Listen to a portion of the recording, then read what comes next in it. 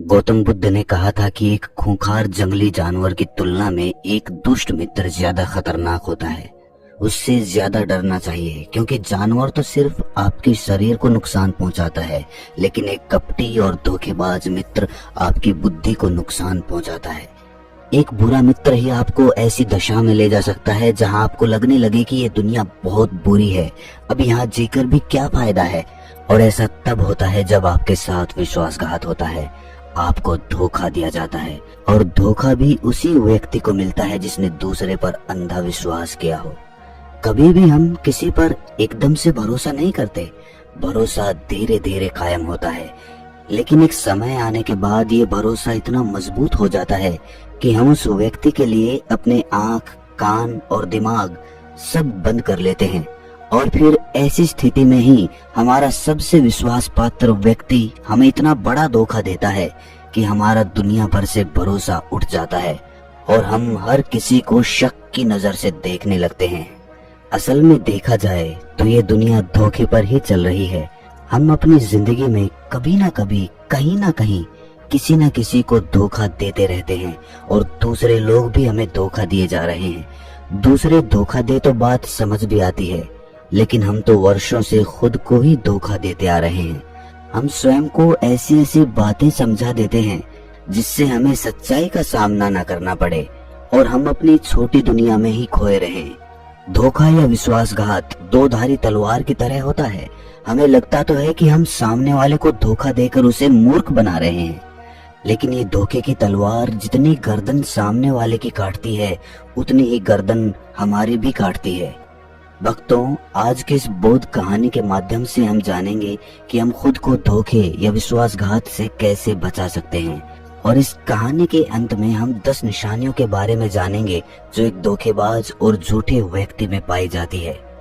एक युवा व्यक्ति बहुत ही क्रोधित अवस्था में पहाड़ी की चोटी से कूदकर आत्महत्या करने जा रहा था। जैसे ही वो पहाड़ी के शिखर पर पहुंचा, वो जोर से चिल्लाया, ये दुनिया इतनी बुरी क्यों है? यहाँ सब इतने स्वार्थी क्यों हैं? अब मेरे जीने का कोई फायदा नहीं।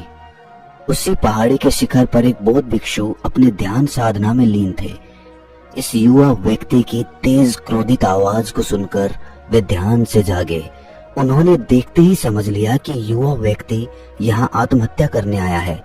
वो व्यक्ति पहाड़ी से कूदने ही वाला था कि बौद्ध भिक्षु उसका हाथ पकड़कर उसे पीछे खींचते हुए बोले, क्या हुआ? आगे का रास्ता खत्म हो गया क्या? युवा व्यक्ति ने कहा, कैसा रास्ता? यहाँ तो कोई रास्ता है ही नहीं। मैं तो यहाँ से कूदकर आत्महत्या करने वाला हूँ। बौद्ध भिक्षु ने कहा, मरना तो एक दिन सभी को है, लेकिन तुम्हें इतनी जल्दी क्यों है? युवा व्यक्ति ने कहा, क्योंकि ये दुनिया रहने लायक नहीं है। यहाँ सब स्वार्थी हैं, सब धोखेबाज हैं। मैंने जिस पर भरोसा किया उसी ने मुझे धोखा दिया। मेरे सगे भाई ने मुझे धोखा दिया, मेरे मित्रों ने मुझे धोखा दिया, लेकिन आज तो हद हो गई। मेरी पत्नी ने भी मुझे धोखा दे दिया। वो एक अमीर व्यापारी के साथ चली गई। इतने सारे धोखे मिलने के बाद अब मेरा इस दुनिया में जीने का कोई मतलब नहीं। इस स्वार्थी दुनिया में कोई भरोसे के लायक नहीं, इसीलिए मैं आत्महत्या करने जा रहा हूँ। बौद्ध भिक्षु ने कहा, क्या तुम स्वार्थी नहीं हो? क्या तुम पर भरोसा किया जा सकता है? व्यक्ति ने कहा, मैंने आज तक किसी को धोखा नहीं दिया, किसी के साथ विश्वासघात नहीं किया। अब चाहो तो मेरे गांव में जाकर भी पूछ सकते हो। लोग ही अक्सर मेरा फायदा उठाते रहते हैं, लेकिन मैंने आज तक किसी के साथ बुरा नहीं किया। बौद्ध भिक्षु ने कहा कि मैं तुम पर भरोसा नहीं कर सकता। तुम्हें मुझे ये सिद्ध करके दिखाना पड़ेगा कि तुम एक स्वार्थी व्यक्ति नहीं हो। व्यक्ति ने पूछा, ये सिद्ध करने के लिए मुझे क्या करना पड़ेगा? भिक्षु ने कहा कि तुम्हें अगले 1 साल तक मेरे साथ मेरे आश्रम में रहना पड़ेगा। तब जाकर मैं जान पाऊंगा कि तुम एक ईमानदार व्यक्ति हो या फिर तुम भी दूसरों की तरह स्वार्थी और धोखेबाज हो। वो व्यक्ति बौद्ध भिक्षु के साथ 1 साल के लिए उनके आश्रम में रहने के लिए तैयार हो गया। बौद्ध भिक्षु उस युवा व्यक्ति को अपने साथ अपने आश्रम में ले गए और उसे अपना शिष्य बना लिया।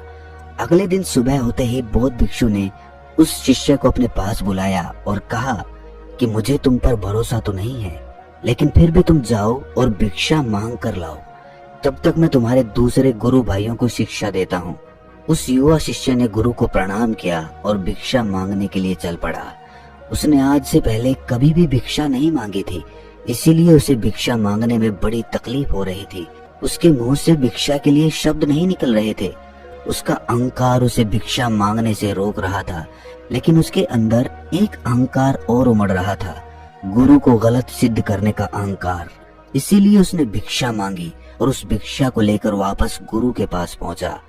उसके हाथ में भिक्षा देखकर गुरु ने कहा, तुम कुछ तो भरोसे के लायक हो। मुझे लगा था कि तुम भिक्षा नहीं मांग पाओगे, लेकिन तुमने मुझे गलत सिद्ध कर दिया।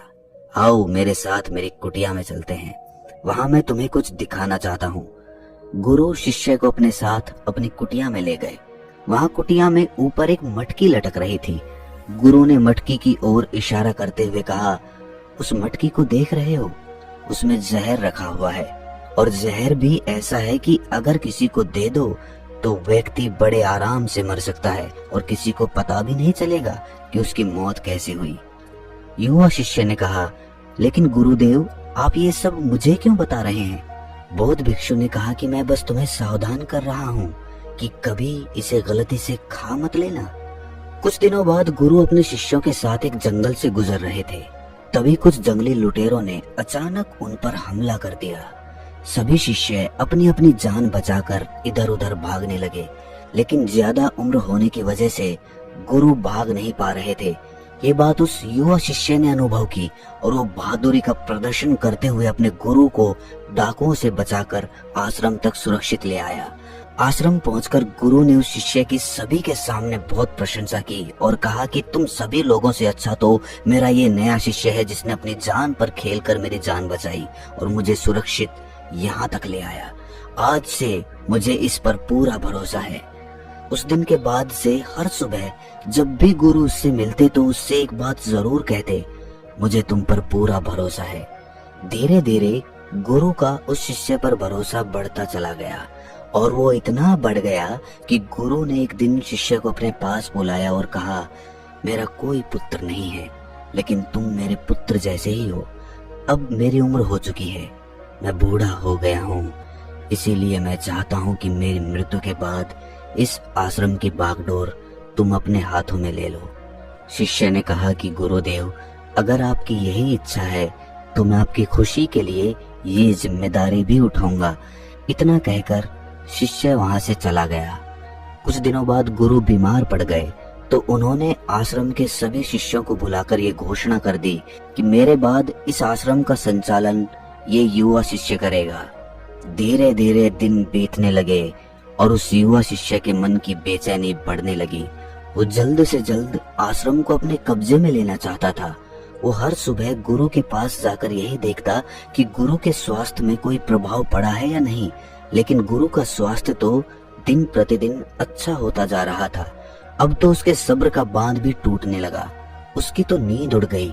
वो हर समय यही सोचता रहता कि कैसे गुरु को रास्ते से हटाया जाए और किसी को पता भी ना चले। कभी वो सोचता कि गुरु को नदी में धक्का दे देता हूँ, लेकिन अगले ही पल उसे ख्याल आता कि गुरु तो अच्छे तैराक हैं, वो तैर कर बाहर आ जाएंगे। फिर कभी सोचता कि गुरु को गला दबाकर मार देता हूँ। सब जानते हैं कि मैं गुरु का भरोसेमंद हूँ, इसीलिए मुझ पर किसी को शक भी नहीं होगा। लेकिन फिर वो सोचता कि अगर थोड़ी सी भी चूक हुई तो इससे बात बिगड़ भी सकती है। उसने सोचा कि मुझे कोई ऐसा तरीका ढूंढना होगा जिसमें गुरु की मौत भी हो जाए और सभी को यही लगे कि ये एक स्वाभाविक मृत्यु थी और भगवान को यही मंजूर था। एक दिन वो युवा शिष्य गुरु के पास उनकी कुटिया में बैठा हुआ था। तभी उसकी नजर ऊपर लटक रही मटकी पर पड़ी। उसे याद आया कि गुरु ने कहा था कि इसमें जहर है और जहर भी ऐसा है जिसका किसी को पता नहीं चलता। उसने सोचा कि यही सही रहेगा, ये जहर गुरु को दे देता हूँ और किसी को पता भी नहीं चलेगा कि उनकी मृत्यु कैसे हुई। फिर पूरे आश्रम पर सिर्फ मेरा नियंत्रण होगा। अगले दिन उसने चुपके से गुरु की कुटिया से वो जहर चुरा लिया और उसे गुरु के खाने में मिला दिया। गुरु ने वो खाना खा लिया और रात में सोने चले गए। लेकिन जब सुबह हुई तो पूरा आश्रम जागा। पर गुरु नहीं जागे। शिष्यों ने गुरु की कुटिया में जाकर देखा तो पता चला कि गुरु की तो मृत्यु हो गई है। जब ये बात उस युवा शिष्य को पता चली तो वो अंदर ही अंदर बहुत खुश हो गया था और आश्रम को अपने नियंत्रण में लेने का काम शुरू कर दिया। उसी आश्रम में गुरु का एक सबसे पुराना शिष्य था। वो चुपचाप ये सारी घटना देख रहा था। वो अपनी कुटिया में गया और वहां से एक औषधि लेकर आया और वो औषधि उसने गुरु को पिला दी। थोड़ी ही देर में गुरु की चेतना लौट आई और वो एकदम स्वस्थ होकर बैठ गए। ये सब देखकर उस युवा शिष्य के पैरों तले जमीन खिसक गई। वो बुरी तरह घबरा गया। गुरु ने बाकी के सभी शिष्यों को अपने अपने कामों में वापस भेज दिया और उस युवा शिष्य को अपने पास बुलाकर कहा, क्या तुम अभी भी विश्वास के लायक हो? क्या तुमने मुझे धोखा नहीं दिया? क्या तुम स्वार्थी नहीं हो? वो शिष्य गुरु के चरणों में गिर पड़ा और बोला, पता नहीं ये अपराध मुझसे कैसे हो गया। आज से पहले तो कभी किसी को धोखा नहीं दिया था। लोग ही मुझे धोखा देते आए हैं, लेकिन पता नहीं क्यों और कैसे मैंने आज आपको धोखा दे दिया। गुरु ने कहा कि तुम मुझे धोखा दे ही नहीं सकते थे, क्योंकि मैंने तुम पर कभी भरोसा किया ही नहीं था। मैं किसी भी इंसान पर भरोसा नहीं करता। मैं केवल उसी पर भरोसा करता हूँ जो अपनी आंखों से देखता हूँ और अपने कानों से सुनता हूँ।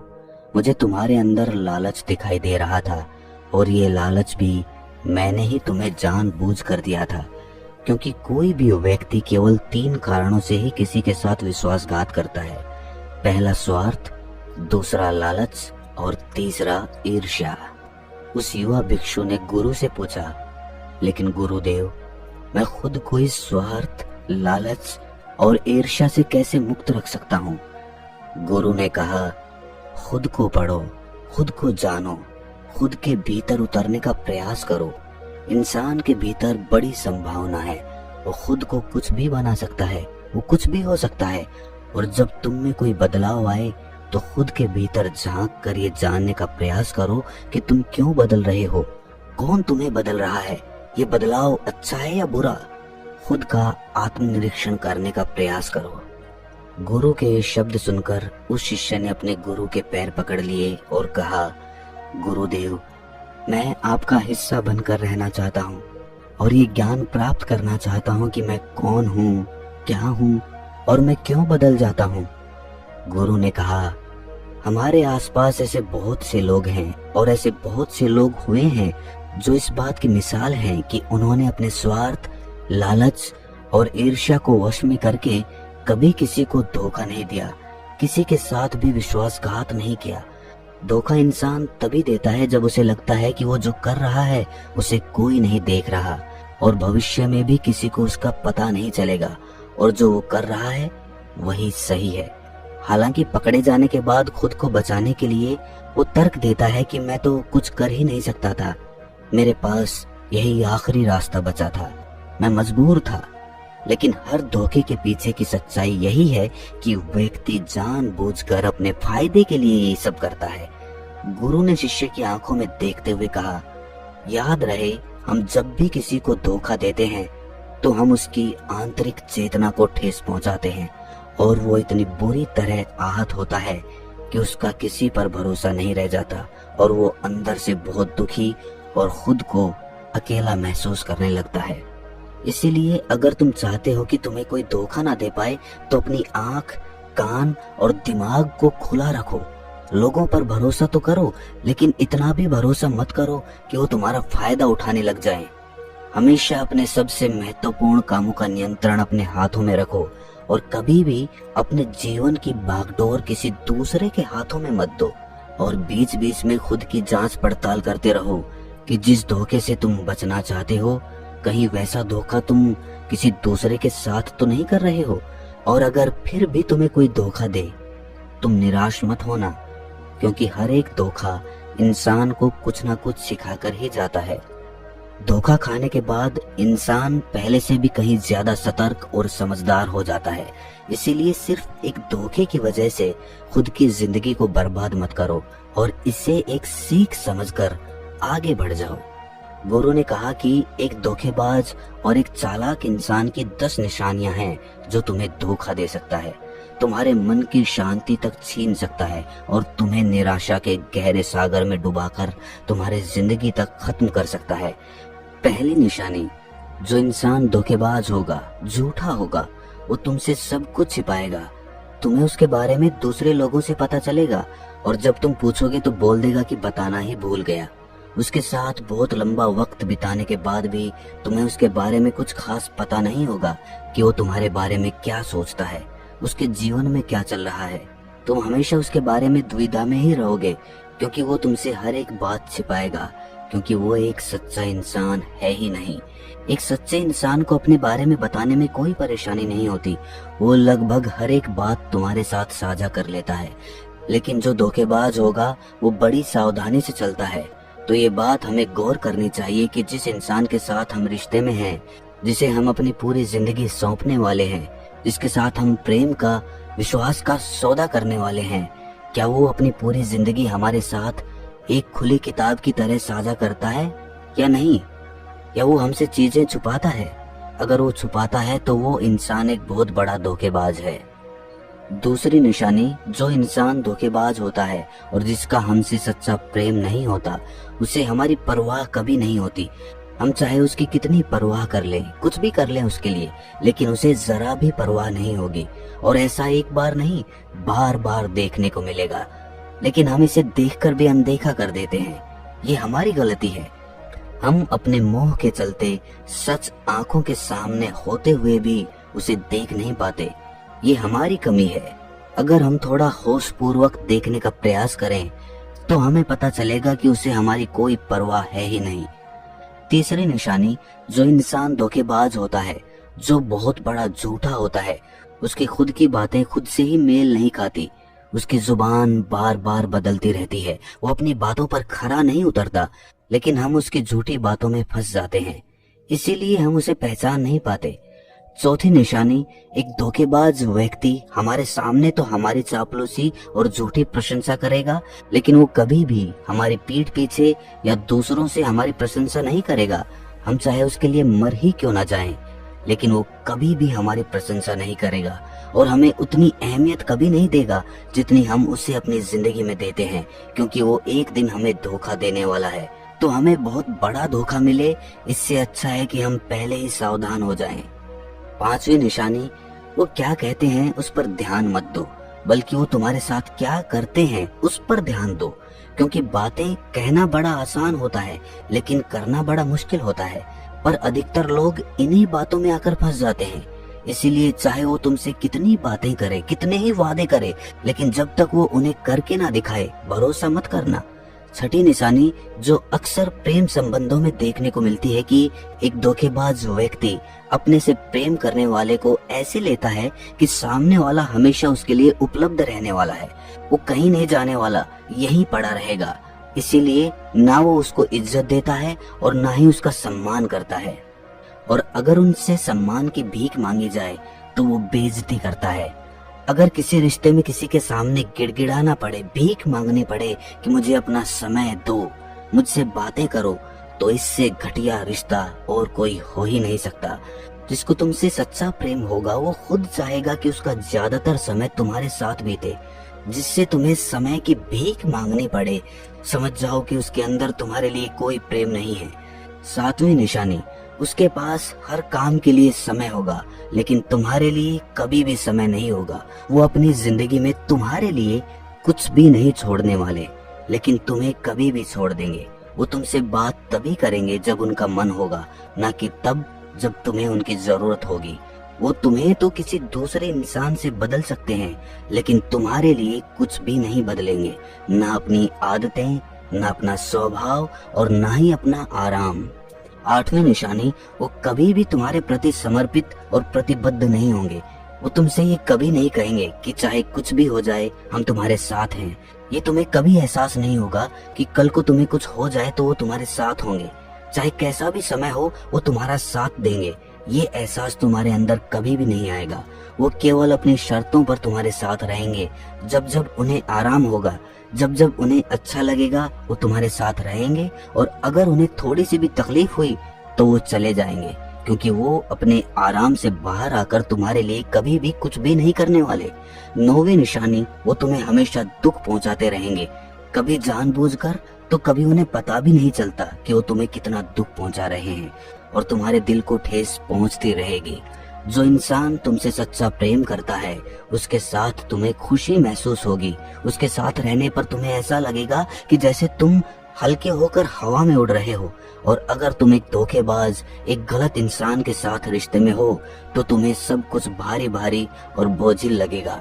ऐसा लगेगा जैसे कुछ ठीक नहीं हो रहा है। तुम्हारे अंदर से आवाज आएगी, ये रिश्ता ठीक नहीं है तुम्हारे लिए। पर अगर तुम उसे सुनकर भी अनसुना कर देते हो तो ये तुम्हारी गलती है।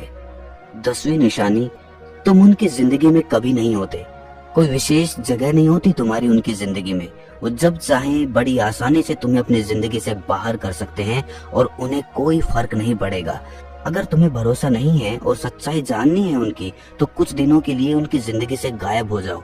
उन्हें जरा भी फर्क नहीं पड़ेगा, बल्कि वो तो और खुश हो जाएंगे। वो सोचते होंगे कि अच्छा हुआ मुसीबत हमारी जिंदगी से टल गई और अब हम आजाद हैं। भक्तों, अगर आप भी ऐसे इंसान के साथ रिलेशनशिप में हो तो होश में आ जाइए और जितना जल्दी हो सके इससे बाहर आइए। यकीन मानिए, ऐसे रिश्ते से बाहर आकर आपको शांति, सुकून, प्यार सब मिलेगा।